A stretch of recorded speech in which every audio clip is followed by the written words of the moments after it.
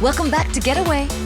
Now, last week I was on board the ultra-luxury Scenic Eclipse, cruising my way through the Arctic islands.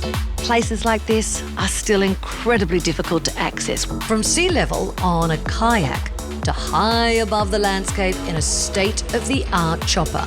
That is the best feeling! This journey with Scenic truly has it all. And this week, we have arrived in one of the most mysterious countries on Earth, Iceland. Well, clearly you can see Iceland is a country where Mother Nature firmly holds the reins. Judging by this environment, it's easy to understand how the world has fallen in love with its Viking sagas and dark murder mysteries. So I'm almost disappointed to report now that I'm here, I have learned it is actually the safest country in the world. And where I am right now, just outside of the capital, Reykjavik, this is the gateway to all the star attractions, from hot springs to volcanoes, in this land of fire and ice.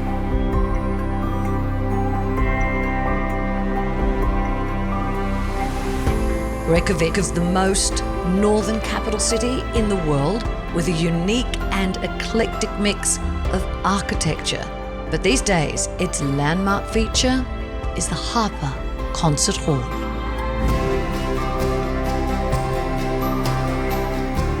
How important is it for Iceland, let alone any major city, to have a cultural hub like this? Well, I would say it's not only incredibly important, I would say it's essential. Obviously, it's an iconic building, but it's also a game changer when it comes to the facilities. This is world class here when it comes to acoustics. We have 4 wonderful halls. This is the home of the Iceland Symphony Orchestra, the Icelandic Opera, Reykjavik Big Band. So it really changed the game. It has a truly distinctive design that was actually influenced by Iceland's extraordinary and dramatic landscapes. Harpa is a very open, democratic building. So many of these iconic, like opera houses or concert halls, they're sort of quite closed. They might be a little bit elitist. That's not Harpa.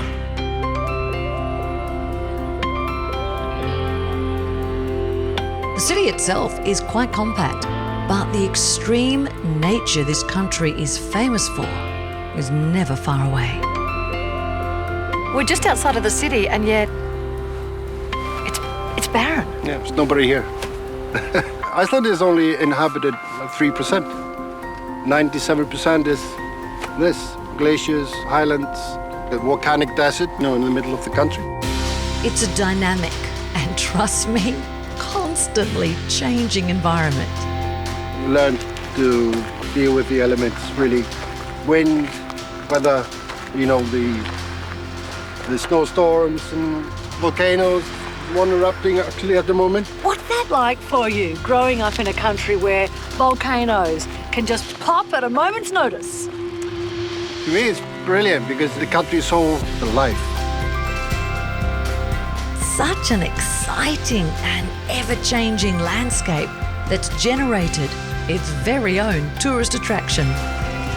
At the end of the Earth, from deep beneath the Earth, you will find Europe's most powerful geothermal hot springs, powering up boiling water at 180 litres per second. Now, if you were to have a swim in there, you would be burnt to a crisp. Just standing here, I feel like I'm having a steam bath.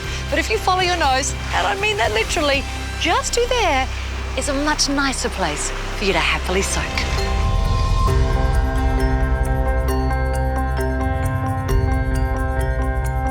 What do you think of Iceland? It's great. It's a country full of contrasts. You see a volcano and then you see glaciers. So it's fantastic. Traveling through it and seeing so many different things, it's so amazing. Now this is my idea of heaven. There are 5 different hot pots here, all of varying degrees. One of them being freezy cold. You can forget about me going into that one. But this is just like the perfectly temperatured bath. I've been to a few hot springs in my time, or should I say geothermal pools. And there's something about them that really brings out the romantic side in some people.